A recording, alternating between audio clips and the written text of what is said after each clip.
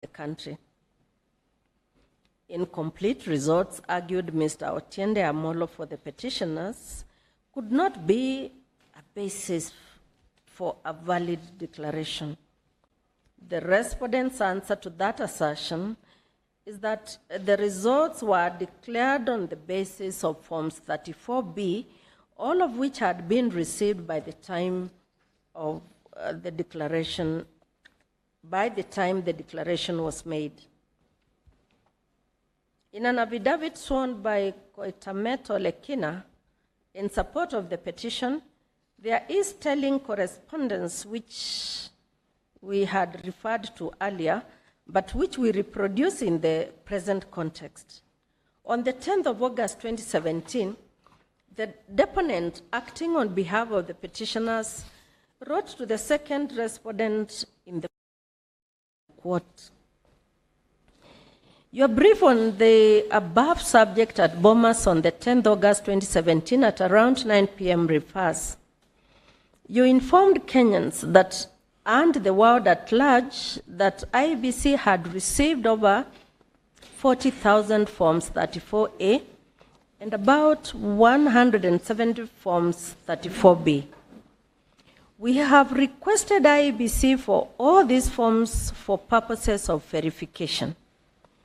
Members of your secretariat have informed us that they cannot avail 29,000 Forms 34A as at 11 p.m.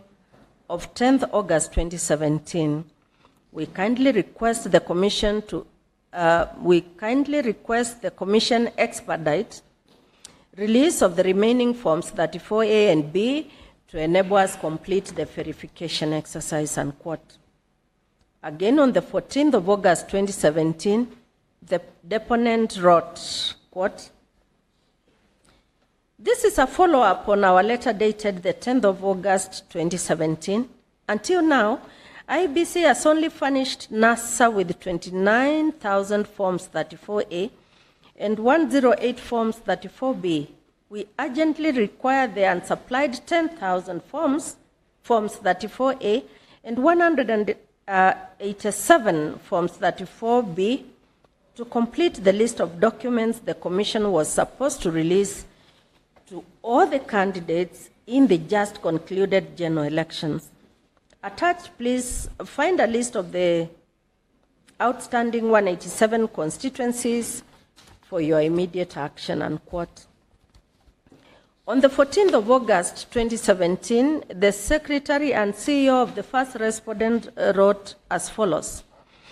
"Reference is made to your letter dated the 14th August 2017 requesting to be supplied with the remaining forms that were not supplied earlier.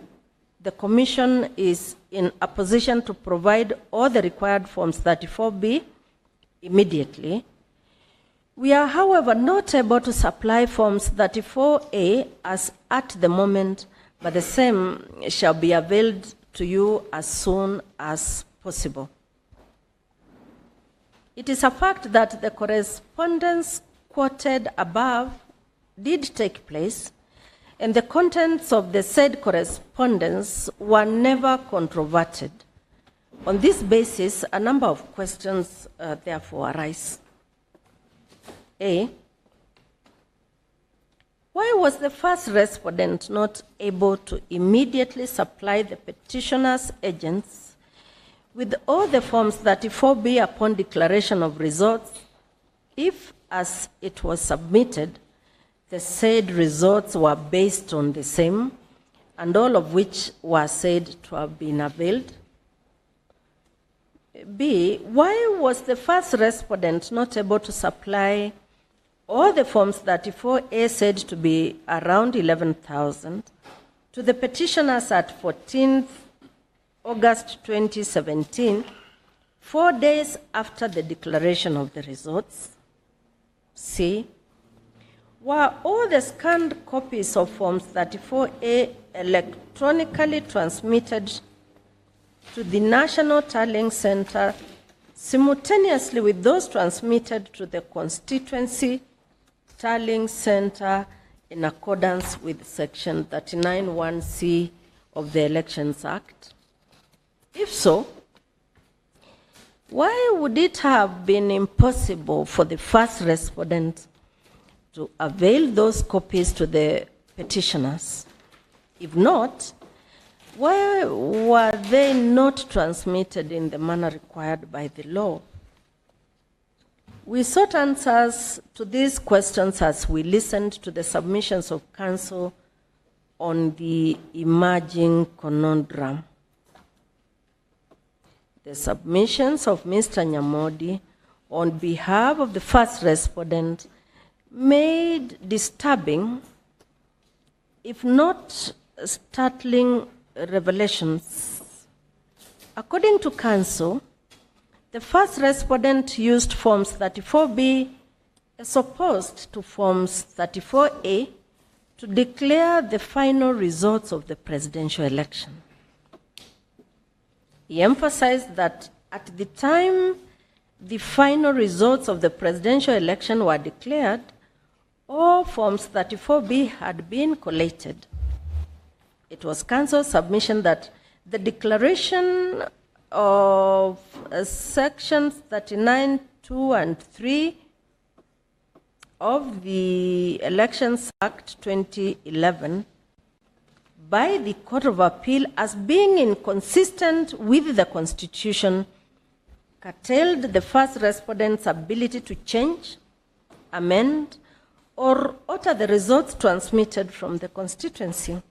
According to him, therefore, the decision of the Court of Appeal in the minor Kiai case extinguished the concept of provisional results.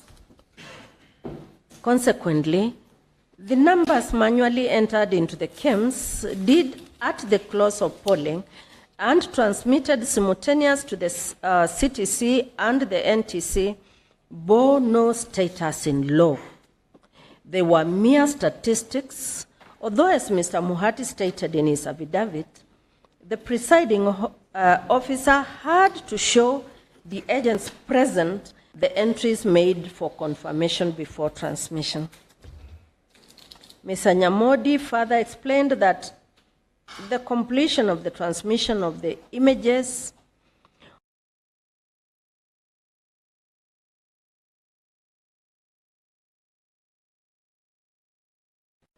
and 4G, 3G, and 4G network coverage. In respect of areas lacking 3G and 4G network coverage, the respondents established alternative mechanisms to ensure completion in transmission of the image of the Form 34A. The procedure adopted in the transmission and tallying of results of the presidential election was in conformity with the decision of the Court of Appeal in the minor Kiai case. On the basis of this process, counsel submitted that the petitioner's allegation that the first respondent deliberately predetermined and set itself on a path of subverting the law by being a law unto itself was unfounded. In addition, counsel submitted that the determination by the Court of Appeal on the finality of presidential election results declared by the constituency returning officer also changed the structure of Form 34C. Regulation 37, Subregulation 3B, for avoidance of doubt, provides, as I now read,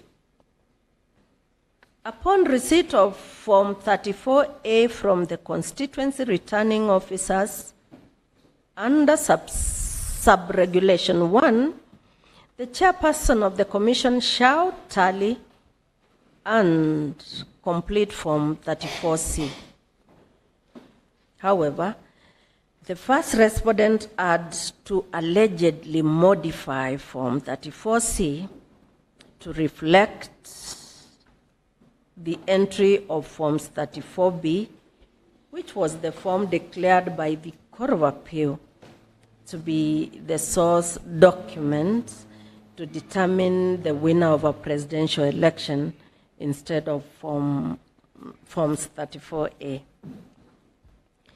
Mr. Nyamodi concluded by reaffirming that the way the first respondent structured its transmission system was largely based on the Court of Appeal's decision in the minor KI case, which did not interfere with or negate the will of the people resident in Form 34A. What was Mr. Nyamodi saying? We were left to ask. Was counsel admitting that the second respondent indeed, as claimed by the petitioners, had declared the presidential results without having received all Forms 34A? Was he in the same vein also admitting that not all Forms 34A had been electronically transmitted to the National Tallying Center from the polling centers as required by law? Where did the language of statistics as opposed to results emerge from? Was counsel disclosing the fact that fundamental changes had been made to the KIMS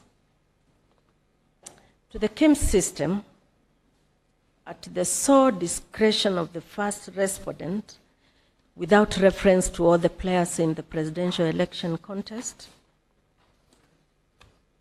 Be that as it may, Mr. Nyamodi persistently argued that the conduct by the first and second respondents, to wit, of declaring results solely based on Forms 34B without reference to Forms 34A, of not scanning all Forms 34A and simultaneously transmitting them to the NTC, of configuring Form 34C to exclude Form 34A tally and only include the Forms 34B tally, of introducing the language of statistics as opposed to results, that all these actions were necessitated, nay, required by the decision of the Court of Appeal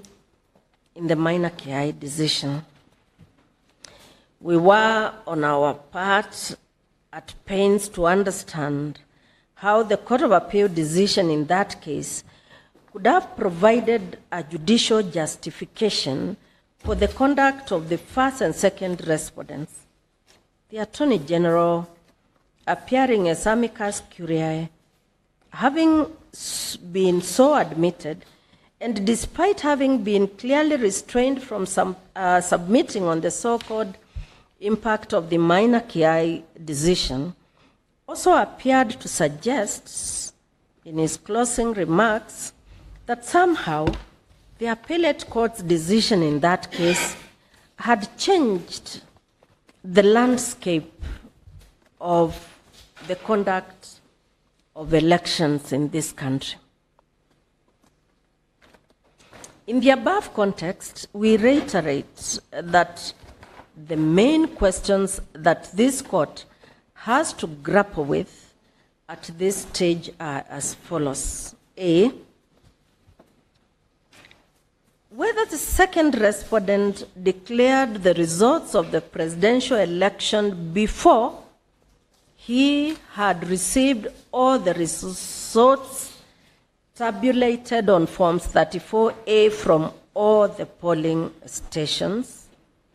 B, whether all the Forms 34A had been electronically transmitted from the polling stations to the National Tallying Center. We've read the extensively reasoned and powerfully rendered decision by the Court of Appeal in the minor KI case. We find nowhere in that decision where the learned judges of appeal suggested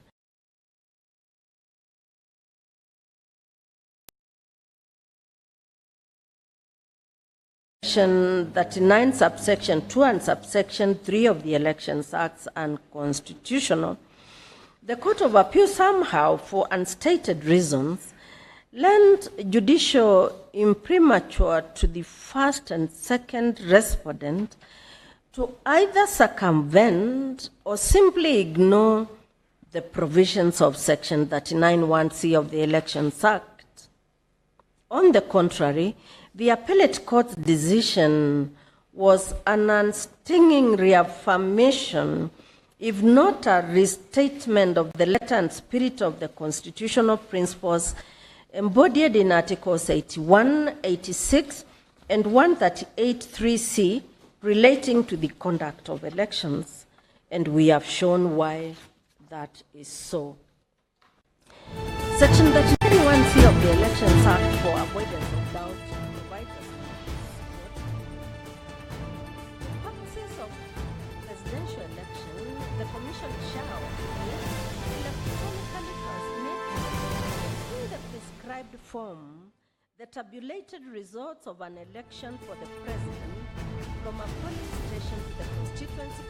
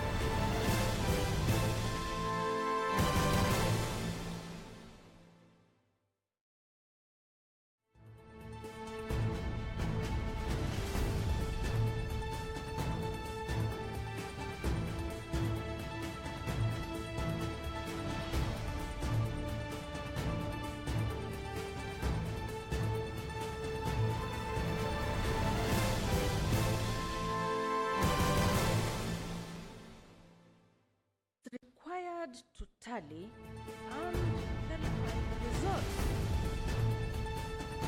The appellate courts are clear made pronouncement with which we are in total agreement.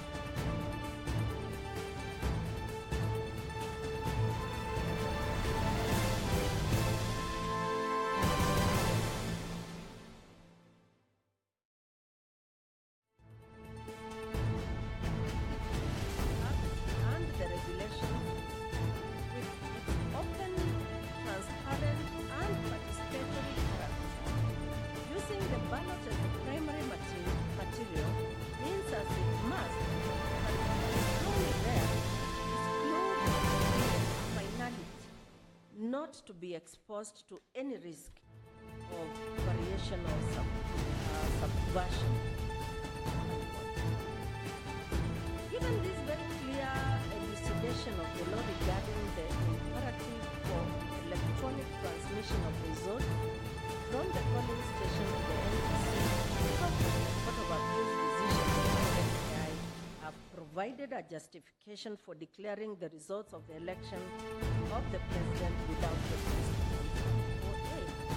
How was it a basis for the reconfiguration of Form 4C so as to render Form 34A irrelevant in the final computation of the results? How did the Court of Appeals decision relieve the first respondent from its statutory responsibility of electronically transmitting in the prescribed form the tabulated results of an election for the president from a polling station to the CTC and to the NTC in accordance with Section 39(c) of the Elections Act.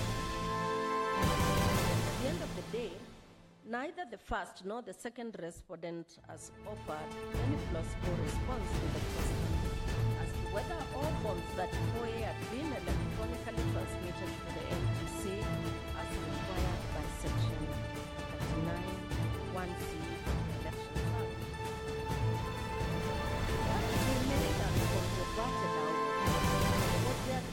by Ezra Chiloba that as of 14th August 2017,